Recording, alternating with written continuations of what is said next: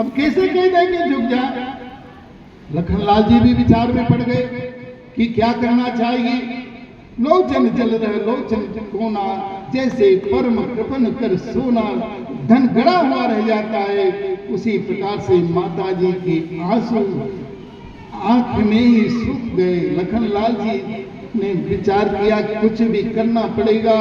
तुरंत ही लखनलाल जी उठ करके तुरंत ही दौड़ करके राम जी के सन्मुख चरणों में गिर गए ध्यान से। उस बीच में माता सीता ने उनके गले में जयमाला डाल दी। बोले श्री रामचंद्र भगवान की जय। ऐसे लखनलाल जी महाराज राम जी के साथ में, राम जी ने आदेश दिया कि चलो साथ में वन में चलना है। माता से आज्ञा ली। माता ने कहा कि बेटा तात तुम्हार मात वेदेही, पिता राम सब भांति सनेगी। तुम्हारे पिता सीता और राम जी है माता और सीता, मैं तुम्हारी माँ और तुम्हारे पिताजी दशरथ जी तुम्हारे पिताजी नहीं है। वो असली बाप तो वही है, परमात्मा वो ही असली पिता है।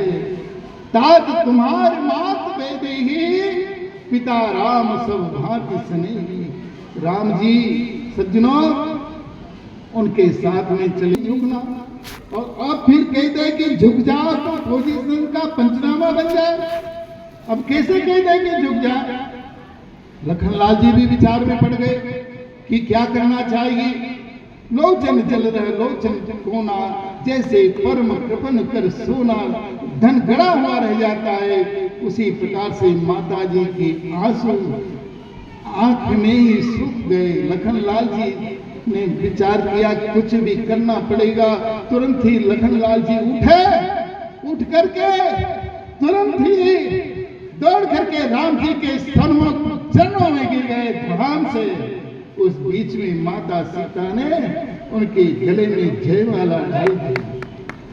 बोले श्री रामचंद्र भगवान की जय। ऐसे लखनलाल जी महाराज राम जी के साथ में, राम जी ने आदेश दिया कि चलो साथ में वन में चलना है। माता से आज्ञा ली। माता ने कहा कि बेटा तात तुम्हार मात वेदेही, पिता राम सब भांति सनेगी। तुम्हारे पिता सीता और राम जी है माता और सीता, मैं तुम्हारी माँ और तुम्हारे पिताजी दशरथ जी तुम्हारे पिताजी नहीं है। वो असली बाप तो वही है, परमात्मा वो ही असली पिता है। तात तुम्हार मात वेदेही, पिता राम सब भांति सनेही। राम जी सज्जनों उनके साथ में चले। लखनलाल जी महाराज में वहां केवट के वहां पधारे सज्जनों। लखनलाल जी महाराज ने वहां पर गीता प्रारंभ करी। काहुन को सुख दुख कर दाता, निज कर्म भोग सब भ्राता। कोई किसी को दुख नहीं देता है, कोई किसी को सुख नहीं देता है। इस प्रकार से जो है वहां नदी के किनारे गंगा के किनारे वार्तालाप हुई सज्जनों। वर्तीर मारे लखन के पे जब लगन पाए पठारी हों, तब लगन तुलसीदास कृपाल पार उतारे हों। जहाँ तक मैं राम जी के चरणों को नहीं पखारूं, नहीं धोऊं, वहां तक मैं इनको नाव में नहीं चढ़ाऊंगा। और तीर मारे, भले ही लखनलाल जी मेरे तीर मार दे, दशरथ जी तुम्हारे बाप की कसम है। राम जी ने नाव मांगी, बड़ी मस्ती से, मस्ती में झूम रहा है पट्टा, नीचे उतरता नहीं है, राम जी से बात नहीं करता है। मांगी नावन केवट आना, कहीं कुमार मर्म में जाना। कहता है कि मैं तुम्हारे मर्म को जानता हूं। तो सज्जनों राम जी महाराज ने कहा कि अच्छा ठीक है, पैर धो लो। तुरंत ही पैर धोए सज्जनों, नाम में बैठे पार उतरे सज्जनों। उस पार गए राम जी, चित्रकूट में पहुंचे। वहां पर भगवान ने जो है अनेक प्रकार से लीला करी सज्जनों। पंचवटी पर पहुंचे, वहां पर शूर्पणखा आई सज्जनों, अनेक प्रकार से डराया सीता को, और लखनलाल जी महाराज ने आदेश लिया राम जी महाराज से और उसके नाक कान काट लिए। सज्जनों, उसके बाद जो है खरदूषण का वध हुआ सज्जनों। और फिर जो है रावण आया, रावण ने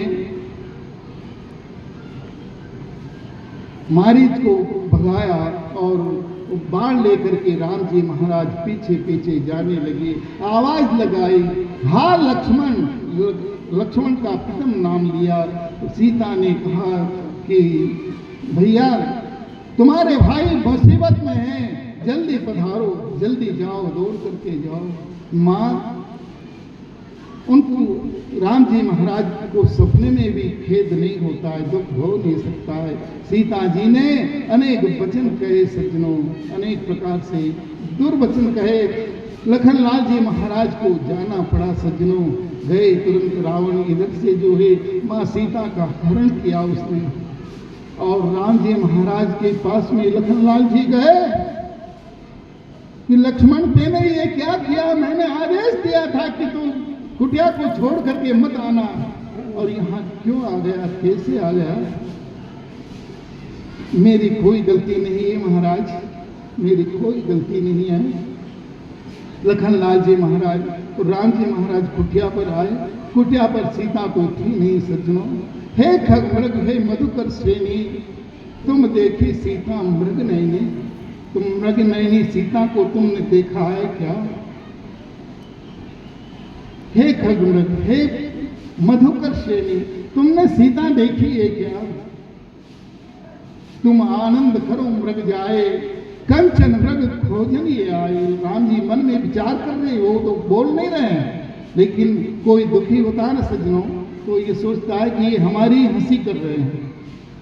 मृग के छोनों को मृगे कहते हैं कि बेटा तुम डरो मत, ये तुमको नहीं मारेंगे, ये तो सोने के मृग को ढूंढते हैं, सोने के मृग को ढूंढ ढूंढ करके मारते हैं, ये तुम्हें नहीं मारेंगे।